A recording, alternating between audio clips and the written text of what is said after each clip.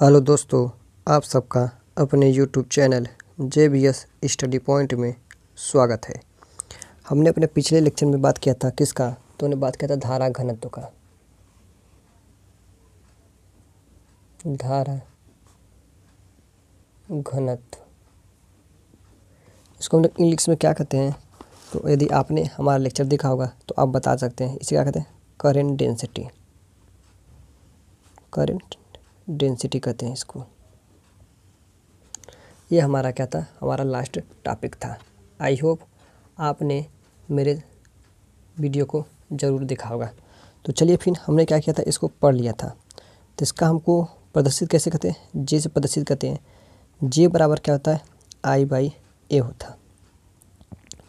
इसका डिफिनेशन क्या था, तो चलिए थोड़ा सा हम डिफिनेशन को पढ़ लेते हैं कि हमारा डिफिनेशन क्या था क्या, किसी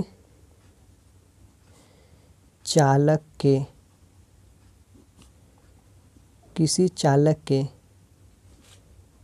किसी एकांक क्षेत्रफल से प्रवाहित होने वाली धारा को धारा घनत्व कहते हैं।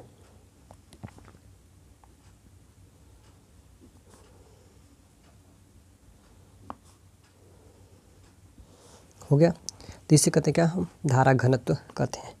तो हमने क्या बताया था, धारा घनत्व क्या एक सदिश राशि है। एक सदिश राशि है कौन, धारा घनत्व। इसकी दिशा किधर होती है, जिस दिशा में धारा प्रवाहित होता है उसी दिशा में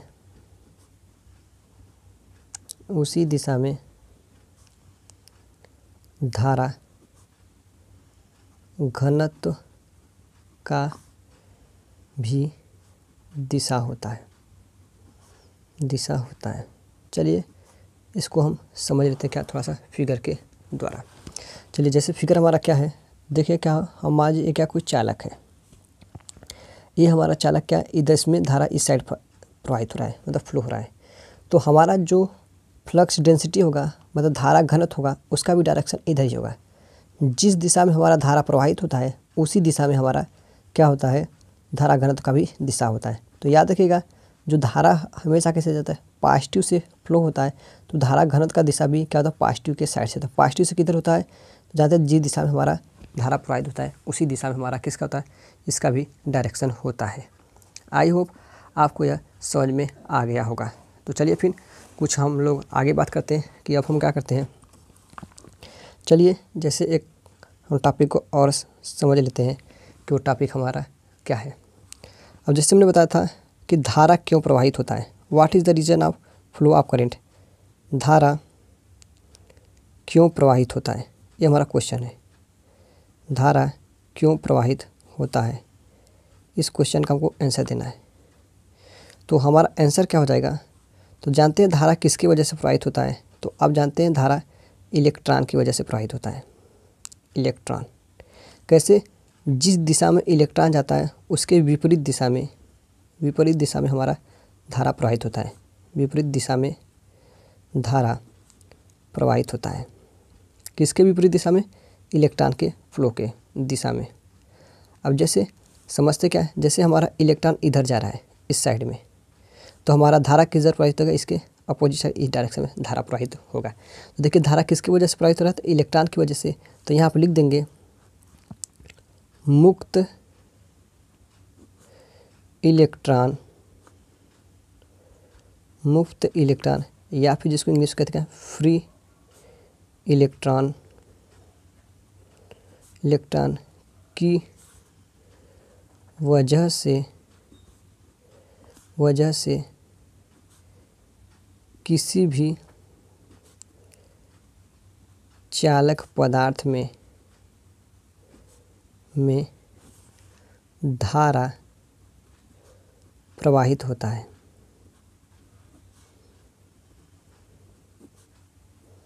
ये क्या होगा, इस क्वेश्चन में होगा धारा क्यों प्रवाहित होता है, क्यों, क्योंकि हमारे जो चालक मटेरियल होते हैं, कंडक्टर उसमें मुक्त इलेक्ट्रॉन पाए जाते हैं, इस कारण हमारा क्या होता है, धारा फ्लो होता है। तो चलिए फिर हम आगे देखते हैं क्या। देखिए यहाँ पर हमारे क्या कुछ क्वेश्चन है, तो चलिए पहले एक क्वेश्चन को बात कर लेते हैं। क्या हमारा दिया ना, तांबे के एक तार का अनुप्रस्थ काट का क्षेत्रफल कितना दिया है, 3 × 10⁸ मीटर है। इसमें 4.8 एम्पीयर की धारा बह रही है, तो तार में धारा घनत्व ज्ञात कीजिए। तो क्या क्या इसमें धारा घनत्व हमको ज्ञात करना है। पहले जो जो दिया है हम यहाँ पर बात कर लेते हैं क्या क्या दिया है। यहाँ पर हम क्या करें, यहाँ से हम हल करना शुरू करें। तो चलिए फिर देखते हैं हम हल कैसे करते हैं। अब यहाँ से हम लिख दें क्या हल, या फिर यहाँ से क्या सोल्यूशन करना शुरू करते हैं। तो पहले क्या दिया है, हमारा क्षेत्रफल दिया है ए बराबर कितना दिया, 3 × 10⁻⁴ मीटर दिया है। अब क्या गया, प्रवाहित धारा आई का मान कितना दे दिया है, 4.8 एम्पियर दे दिया है। अब पूछ रहा है क्या धारा घनत्व, धारा घनत्व को कैसे लेते हैं, जे से, जे की वैल्यू पूछ रहा है। तो हमने फार्मूला क्या जानते हैं, तो लिख दे चूँकि हम जानते हैं कि अब हम क्या जानते हैं उसे लिखते हैं, जे बराबर क्या होता है, I/A हमारा होता है। तो कोई दिक्कत नहीं, चलिए रख देते फार्मूला। ए हो जाएगा, लिखेंगे 3 × 10⁻⁴ अपान इसका वैल्यू क्या दिया है, हमारा दिया। तो चलिए फिर अब इसको हम क्या करते हैं, सॉल्व करके देखते हैं कि हमारा क्या आता है। तो जे यदि ऊपर नीचे हम 10 से गुणा कर दें तो क्या ये हो जाएगा, क्या अपान में 48 हो जाएगा, यहाँ पर लिख देगा 48। कैसे, हमने दशमलव हटाने के लिए ऐसा काम किया है। 6 × 3 6 × 7 = 6 × 48 हो जाएगा। ये हमारा क्या है, जे बराबर हम क्या लिख सकते हैं। तो चलिए उसको यदि हम डिवाइड करके लिखना चाहें तो हमारा आंसर क्या आएगा। तो हम डायरेक्ट यहाँ पे आंसर ही लिख दे रहे हैं, हमारा क्या आएगा आंसर। तो उसको हम करते हैं क्या, ट्राई करते हैं। सॉरी देखिए यहाँ पर हमने क्या किया, कुछ वैल्यू को ऊपर नीचे लिख दिया, एरिया को हमने नीचे लिख दिया ऊपर, इससे थोड़ा सा मिस्टेक हो गया। तो इससे हम क्या कर सकते हैं ना, तो इसको हम एरिया ये जो दिया है ना, हम उसको मान लेते हैं कि करंट दिया है, कोई चीज़ नहीं, एक करंट दिया है। अब इसको मान ले रहे हैं क्या, एरिया दिया है। ऐसे क्वेश्चन में है, थोड़ा सा मिस्टेक हो गया है। तो हम इसको क्या लिख सकते हैं, 5/8 × 10⁻⁴ हो जाएगा, क्या हमारा यह आंसर हो जाएगा। थोड़ा सा यहाँ पर मिस्टेक हो गया, आप देख लीजिएगा। यहाँ पर जो क्षेत्रफल दिया ना उसे धारा बना लीजिए, यहाँ पर जो धारा दिया था उसको आप क्या बना लीजिए, वो बना लीजिए। थोड़ा सा मिस्टेक हो गया, चलिए कोई दिक्कत नहीं, क्वेश्चन अपने से सॉल्व कीजिएगा तो पर भी आंसर आपका आ जाएगा। अब अगला क्वेश्चन कहते हैं, एक तार में इतने मिली एम्पियर, मतलब आई का मान दे दिया है कितना, मतलब 5 मिली एम्पियर। तो हम जानते हैं एक से कैसे 4 क्या 5 × 10⁻⁻³ एम्पियर। और क्या लिखा है, अनुप्रस्थ काट के टी प्रति मिनट दिया है, मतलब प्रति मिनट मतलब 1 मिनट, 1 मिनट में कितना 60 सेकंड, मतलब ये होगा क्या 60 सेकंड। अब दिया है कुछ और दिया है, हाँ इलेक्ट्रॉन पे जो चार्ज है उसका वैल्यू देता है। क्यू पर चार्ज कितना है हमारा दे दिया 1.6 × 10⁻⁻19। तो पूछ रहा है क्या, तार से गुजरने वाला इलेक्ट्रॉन मतलब एन की वैल्यू पूछ रहा है। तो हम फार्मूला जानते हैं क्या, चलिए उसे देते हैं। क्यू बराबर NE होता है, क्या होता है क्या, क्यू बराबर NE। तो हम ये लगाते हैं फार्मूला। अब हम जानते हैं I बराबर Q/T।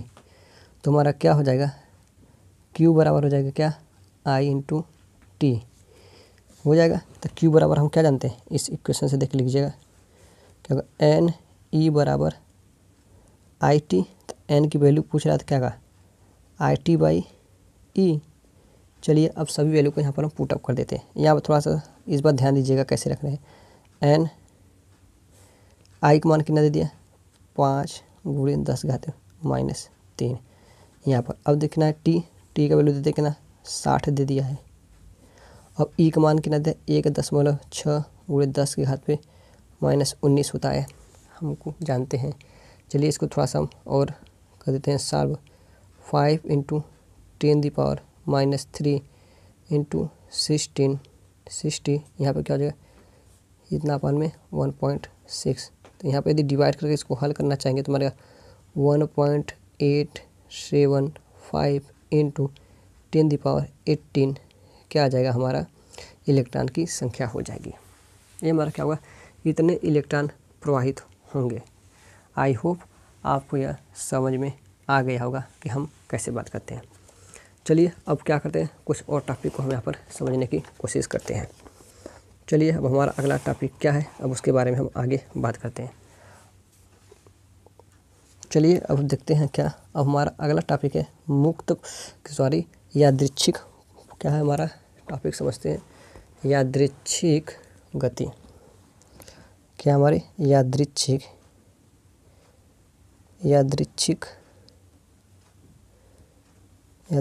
गति, इंग्लिश में कहते हैं इसको रैंडम मोशन। चलिए अब समझते हैं कि रैंडम मोशन हमारा होता क्या है, उसके बारे में थोड़ा सा हम बात कर लेते हैं। अब रैंडम मतलब क्या होता है, अब जानते हैं अचानक। अब जानते हैं कोई हमारा, जो ऐसे मान लीजिए कोई कंडक्टर है यहाँ पर, ये हमारा कोई कंडक्टर यहाँ पर हम बना दे रहे हैं। तो आप जानते हैं कंडक्टर में बहुत सारे फ्री इलेक्ट्रॉन होते हैं। हमारे मान लीजिए ये इलेक्ट्रॉन क्या है, बहुत सारे फ्री इलेक्ट्रॉन हैं। तो अब जानते हैं कि ये जो फ्री इलेक्ट्रॉन है ये क्या करते हैं, कोई इस साइड अनियमित गति करते हैं। सब इलेक्ट्रॉन इधर उधर अपने मन से गति करते रहते हैं।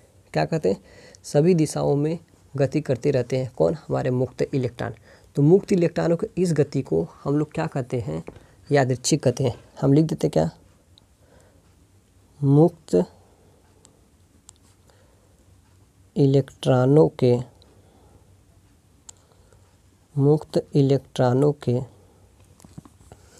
क्या करें, मुक्त इलेक्ट्रॉनों के अनियमित गति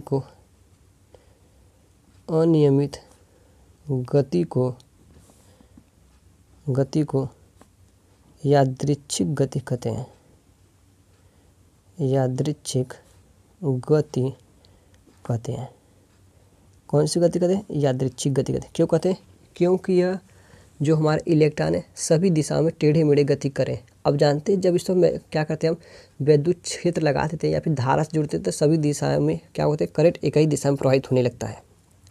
तो यहाँ पे कौन सी गति पर है, करें जो ये हमारे इलेक्ट्रॉन है हमारे किसी चालक पदार्थ के अंदर, वह जो अनियमित गति करें, टेढ़ी मेढ़ी गति करें, उस गति को हम लोग क्या कहते हैं, यादृच्छिक गति कहते हैं।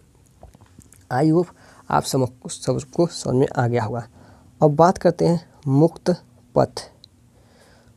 पथ या फिर मुक्त पाथ, जिसको इंग्लिश में कहते हैं क्या, फ्री पाथ। क्या कहते हैं, फ्री पाथ। अब देखिए अब फ्री पाथ क्या होता है, अब इसको समझते हैं थोड़ा सा। देखिए मान लीजिए क्या, एक इलेक्ट्रॉन हमारा क्या यह है और यह एक इलेक्ट्रॉन यह है, यह हमारा क्या है, दो इलेक्ट्रॉन है। अब यह इलेक्ट्रॉन इधर गया और इस इलेक्ट्रॉन से टकरा गया। ये क्या गए, ये टकरा गए, इनसे क्या हो गया, टक्कर हो गया। अब ये इलेक्ट्रॉन जब इससे टकराया तो यह कितनी दूर तक गए, ध्यान सुनिएगा। यह इलेक्ट्रॉन जब इससे टकराया तो वह कितनी दूर तक गए, उस दूरी को ही कहते क्या, मुक्त पथ। क्या कहते हैं, मुक्त पथ कहते हैं क्या, उसी कहते हैं। जैसे यहाँ पर क्या लिखते हैं, लिख देते हैं। अब हमारा क्या डिफिनेशन है, दो क्रमागत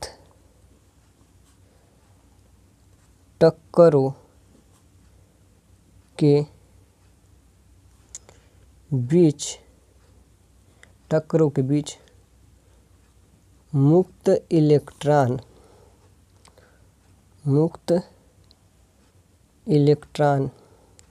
के द्वारा तय की गई दूरी को क्या कहते हैं हम लोग, मुक्त पथ कहते हैं। मुक्त पथ कहते हैं। क्या हो गया, अब दो इलेक्ट्रॉन आए हमारे, टकरा गए। अब टकराने के बाद वह कितनी दूरी चले, उस दूरी को ही हम लोग कहते हैं क्या, मुक्त पथ कहते हैं। आई होप आप सबको समझ में आया होगा। अब अगला इसी में क्या है, अब हमारा क्या होता है, औसत मुक्त पथ क्या है हमारा अगला टॉपिक, औसत मुक्त पथ, एवरेज फ्री पाथ। इसे क्या कहते हैं, फिर वही है डिफरेंस, दो क्रमागत टक्करों, क्या हो गया, दो क्रमागत टक्करों के बीच मुक्त इलेक्ट्रॉनों द्वारा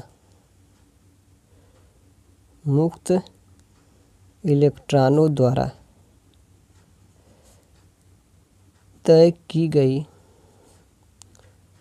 गई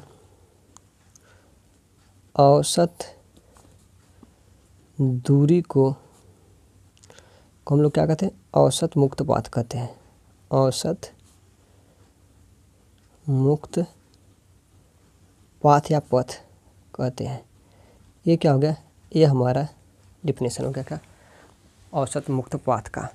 अब यह जो दूरी तय किया है मुक्त पथ में, यदि उसका हम एवरेज निकाल देते हैं, एवरेज वैल्यू, तो उसे हम लोग क्या कहेंगे, औसत मुक्त पाथ या फिर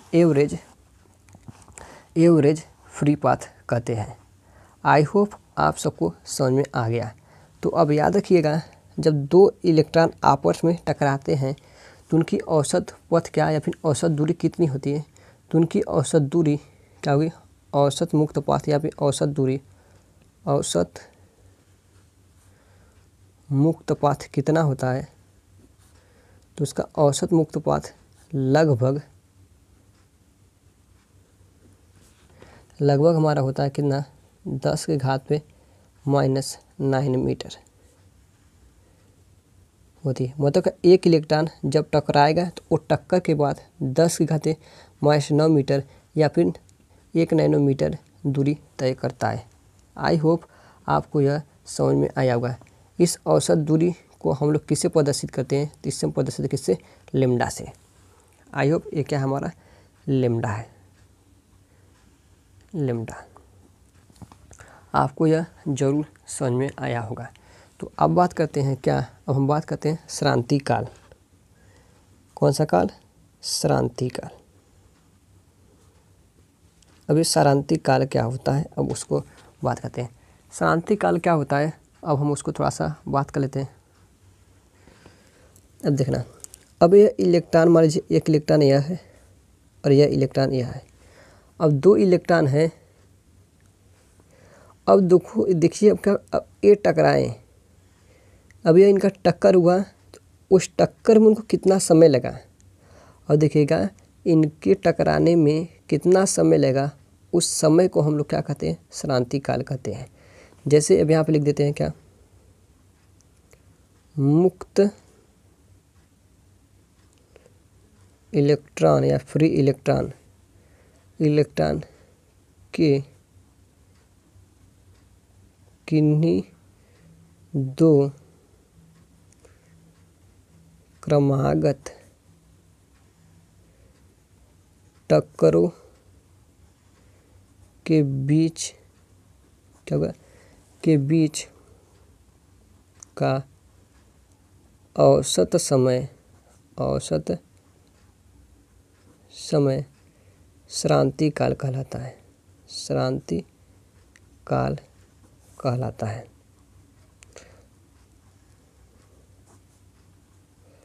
अब देखिएगा पहले क्या बता रहे हैं, अब थोड़ा सा हम इसको समझ लेते हैं यहाँ पर अलग से। चलिए इसको थोड़ा सा और हम अच्छे से समझने की कोशिश करते हैं कि हमारा क्या होता है। देखिए पहले हम बात करते हैं कि कोई चालक है, यह चालक है, चालक के अंदर इलेक्ट्रॉन है।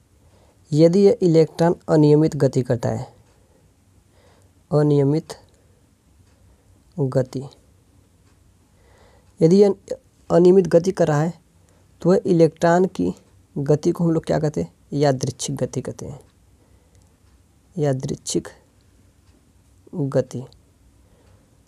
अब समझ में आ गया होगा। अब यही इलेक्ट्रॉन जाकर किसी और इलेक्ट्रॉन से टकरा गया, ये क्या होगा, इनका टक्कर हो गया, किसका, इसके इलेक्ट्रॉन का इस इलेक्ट्रॉन के साथ क्या होगा, टक्कर हो गया। अब टक्कर के बाद इन्होंने कोई दूरी चली होगी, टक्कर के बाद हम लिख दें क्या, टक्कर के बाद चली गई दूरी। और देखिएगा ये टक्कर के बाद क्या, जब टकराए दोनों तो कुछ दूरी चले, तो उस दूरी को हम लोग क्या कहते हैं, मुक्त पथ कहते हैं। आई होप आप समझ में आया होगा आपको। अब इस दूरी का यदि हम लोग औसत ले लेते हैं, टक्कर के बाद जो दूरियाँ, उस दूरी का औसत ले लेते हैं, तो उसे हम लोग क्या कहते हैं, औसत मुक्त पथ। आई होप आपको यह समझ आ गया। अब देखिएगा ये इलेक्ट्रॉन इससे टकराया, तो ये टकराने में कितना समय लिए, और क्या ये जब टकराए तो ये क्या लिए, समय लिए, कुछ न कुछ समय जरूर लिए होंगे। तो आप देखिएगा अब जो समय लिए, अब उस समय को हम लोग क्या कहते, उस समय को हम लोग कहते हैं क्या, श्रांति काल कहते हैं, श्रांति काल। अब देखिए अब दो इलेक्ट्रॉन जब टकराए तो उनके बीच समय कितना लगता है, तो उनका समय क्या है, लगभग 10⁻⁻14 सेकेंड होता है। इनका औसत पथ कितना होता है, तो 10⁻⁻9 मीटर होता है। आज के वीडियो में हमने क्या किया, इतना ही पढ़ा। आई होप आप सबको ये जितना पढ़े उसका समरी समझ में आया होगा। पहले बताएं, किसी चालक के अंदर धारा प्रवाहित होता है वो इलेक्ट्रॉन की वजह से। इलेक्ट्रॉन की जो अनियमित गति है उस गति को कहते हैं क्या, यादृच्छिक गति। अब यह इलेक्ट्रॉन किसी दूसरे इलेक्ट्रॉन से जाकर टकरा गया, और टकराने के बाद वह जो दूरी तय की उस दूरी को कहते हैं मुक्त पथ कहते हैं। अब इसी दूरी का औसत ले लेते हैं, इसे तो औसत मुक्त पथ कहते हैं। जो औसत मुक्त पथ कितना होता है, 10⁻⁻9 होता है। अब देखिए यह इलेक्ट्रॉन इस इलेक्ट्रॉन से टकराया तो कितना समय लिया, तो उस समय को हम लोग कहते हैं क्या, श्रांति काल। तो एक इलेक्ट्रॉन के टक्करों के बीच में जो समय होता है 10⁻⁻14 सेकेंड होता है। ये क्या हो गया, हमने पढ़ा।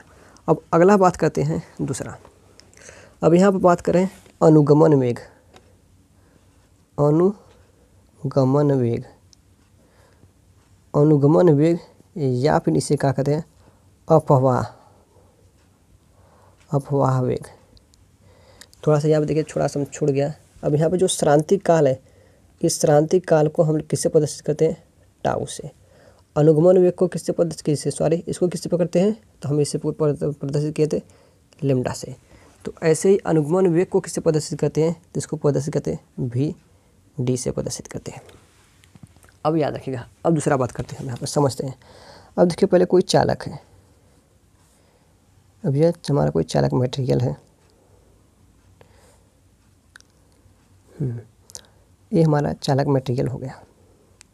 अब जानते हैं इसमें बहुत सारे इलेक्ट्रॉन हैं, एक कोई इधर गति कर रहा है, कोई इधर गति कर रहा है, यह इधर गति कर रहा है, और यह इधर गति कर रहा है।